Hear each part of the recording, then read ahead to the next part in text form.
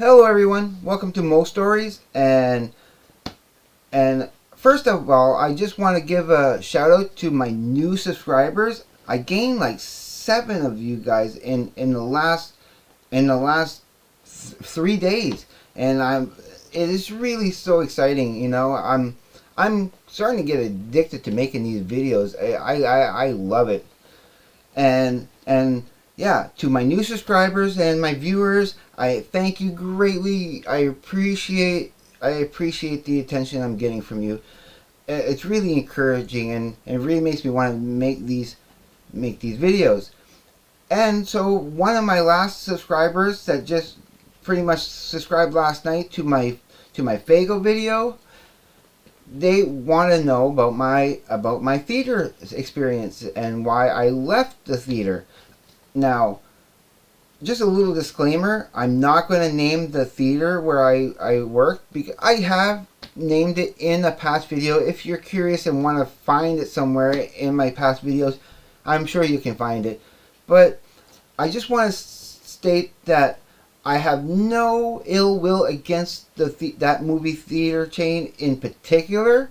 It really has no reflection on them at all. I still love movies. I really need to go and see a movie. I haven't been to a movie since I left the theater, and I'm really kind of looking forward to going. When I have a little bit of money in the next week or so, I really want to go and try to see the new Spider-Man animated movie there, Into the Spider-Verse, before it leaves. Hopefully, I'll be able to see it in 3D. That'd be awesome, because I love 3D. I just hope they don't get rid of the 3D in movies, because that is just the perfect thing for me. Now, to start my story, I have 3 main reasons why I left the theater in the first place. The first one is, I really don't like being blamed for things that are not my fault or are not my responsibility. And there was a new supervisor, okay? I've been there for 10 and a half years. I worked at the movie theater. I loved my job. Little side note, I loved my job there, and when I first applied at the movie theater, I did not want to do restaurant work. I was so adamant about that restaurant work is not what I wanted to do. I wanted to be an usher. I wanted to be the guy who ripped the tickets and greeted the guests, because I'm really friendly. I was really good at it. Everybody loved me. A lot of people looked forward to seeing me at the theater. And in fact, one day, and this happened multiple times, one day, the first time it happened, I was in a bookstore, and I was browsing through the comic books and stuff, and this guy was looking at me like he looked like he wanted to come and say something to me, but he was a little kind of shy. But he comes over to me and he says, "Your name is Morris, right?" I go, "Yeah." He goes, "And you work at the movie theater?" I go, "Yeah." He goes, "My boss is a huge fan of you, and can I take your picture and send it to my boss? She'll love it. She'll be happy that I saw you in the wild." And it kind of blew my mind a little bit, because I never had that happen to me ever before, and I felt like a mini celebrity. Like just a little bit of a mini celebrity, and yeah, that really made my day. I felt good about it. So yeah, I like being an usher. I even like cleaning the theaters and everything. Now, okay, I will admit my method for cleaning the theaters were a tiny bit unorthodox. Where most people would be like, you have to use this particular broom, and they were very particular of how you do your job. But I was always had the impression that it doesn't matter how you do the job. The method is not as important as the results. I will always try to do it the proper way. Not the proper way. I often say, there's the right way, and then there's the better way. And I will always try to do it the better way. Now, my thing was to be able to get under the seats, more properly. And for me, it was faster. They might have disagreed, but I always put them to the test.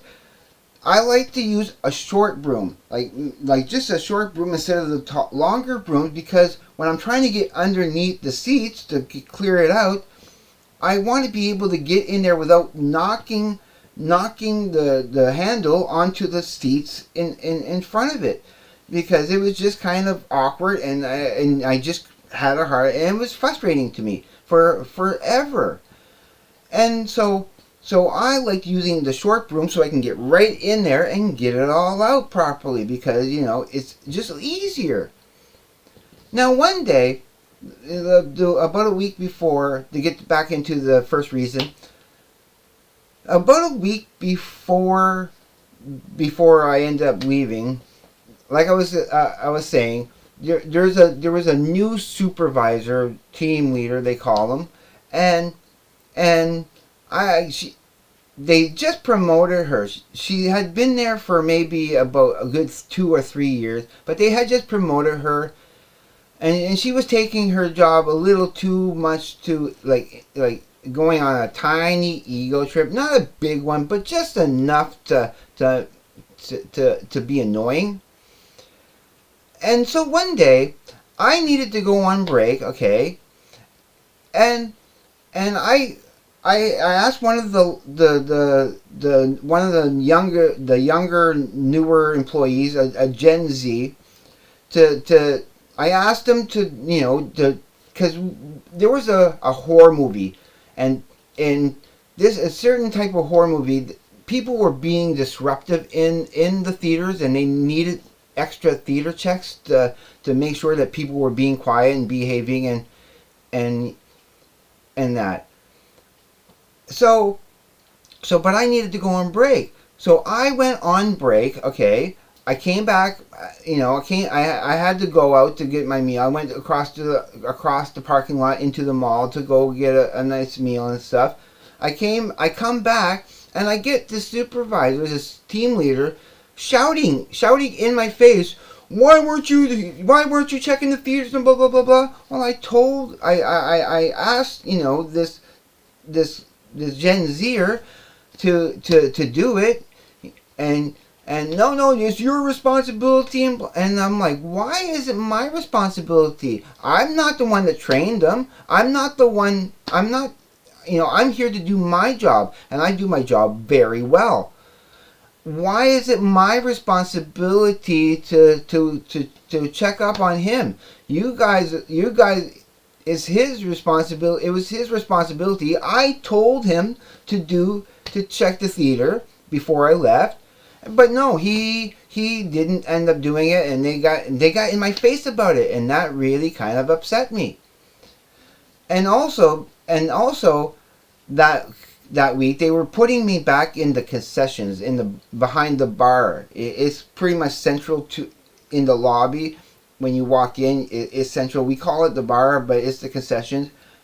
And they've been putting me back there, and they knowing how much I dislike being back there serving food.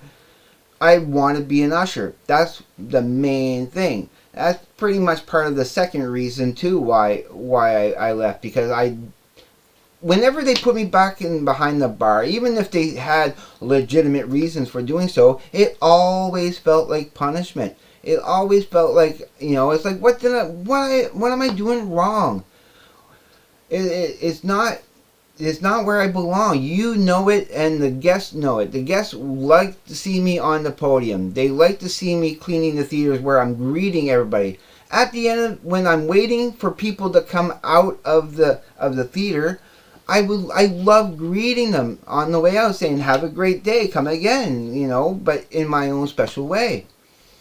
I was very funny. Like when I'm in the theater ready to start cleaning, just before the lights go on, I would love to shout, Aziz, lights. It's a reference from The Fifth Element. I really do love that movie too. But that's where I belonged. I belonged in I belonged as an usher, cleaning the theaters, greeting the guests, and they there was, I'm sure it was jealousy. There was a couple of people there, a couple of supervisors and a couple of employees that are the like more of the older, longer term employees. I felt they resented me because they didn't have it in their personality to be as great as I was with the guests. And I'm sure it had to be jealousy because they couldn't muster up that that congeniality to be a better, to be better. They didn't. They take their jobs a little too seriously, if you know what I mean. You need to have, you work in a movie theater. Have fun with it. Don't be don't be that policy pusher. There's always reasons why going the extra mile to give the guest a better experience is always worth it, rather than being seen as somebody who complains and is mean. And it's so funny because they're mean to the guest, and they get away with it, and that kind of bothered me. The guests were important. My customers, guests, no, not customers. They were our guests, and they should have been treated more with respect and gratitude than they have been. That really upset me. That was the first straw that broke that camel's back. Now the third reason, because I basically blended the first two reasons into one. The third reason, the last reason, was because also before it used to be Empire Theater that owned that chain, and that was for me the golden age of that theater when I was working there. That's when things were more personable and conscientious and much better run. As soon as this new company took over, they at first they said no changes were going to be made. No, like everything is pretty much going to be the same except for the name change and maybe the uniform. But everything changed. I say they, like in Star Trek, they Borgified the place. They came in and sucked out all the joy. They sucked out all the fun. It was heartbreaking. With Empire Theater, I was getting a raise every 600 hours. You get a raise, and the raise depended. It could go from 10 cents to 25 cents per hour, depending on how well you were doing. And I had earned some raises. When the new company came in, nope, those disappeared. Also, what disappeared was the yearly vacation pays. Instead of getting a vacation pay every August or so, when it was due, it would be your 4% of your annual what you worked all year, 4% basically. And I used to look forward to those. And then out of the blue, when I asked, okay, when do you know when the vacation pays? Oh, we don't do that anymore. Now it's taken. It's you get it put on every week on your check.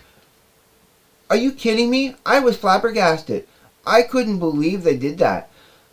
And also, there was no raises, no yearly vacation pay. They sucked up all the fun out of the work experience. They really Borgified the place, and it really upset me. And no raises, no benefits. They like hiring all these young little kids because they can get away with the labor. They don't have to pay them as much. It's a scam. Instead of keeping the people that really run the place the better way, the ones who know the place better, no, they rather treat them like you know what I'm talking about. They rather treat them badly instead of I don't know. They have to have that revolving door of young people coming in and out, instead of the people who are good at their jobs and want to stay. So losing and not having any benefits, no dental, no benefits. There's no future, no future there. That's heartbreaking. I tell you, the last day I worked was on October 30th. It was Halloween. It was a sad day. My boss had been on, the big boss, the general manager had been on not so, I don't think he was on vacation. He was in a, like, he went to a conference, like, for the movie theater chain, and he, like, it was the higher ups that wanted to put me into the behind concessions. So I worked my last day in concessions, being miserable. It was my last day. When he came back and I told him, no, I'm done. I'm done here. I'm tired. As much as I love the job and love my guests, I'm tired of being treated like a second rate, like I'm nobody. Like I'm not important here. I did great work and everybody knew it. I was sad. I even broke down in tears because of it, to my boss. I'm like, I'm going to miss this place. He gave me a couple of gifts. He gave me a couple of those nice fleece blankets that I have on my bed now that I used. That's why I make my bed every morning when I wake up. I like putting those on there. I have no ill will against the general manager. He was one of my favorite managers ever. I liked the guy. He was really awesome. It was just everything else in general that just kind of yeah, it ruined the whole experience for me. And I was heartbroken. I was sincerely heartbroken for being pushed out. Basically, it's like they pushed me until I couldn't take it anymore.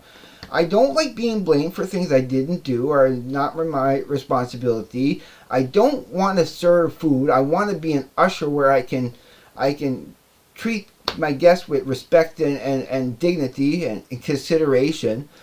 And I didn't like the fact that I wasn't getting benefits. Those were the three main reasons why I ended up leaving.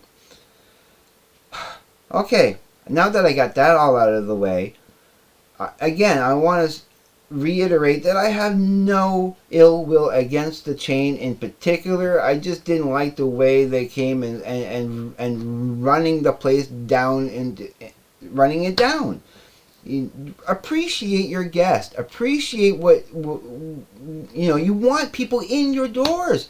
But I felt like they were alienating people, and no, it's not an environment that I could thrive in, especially with no benefits. No, then yeah, that was the last straw.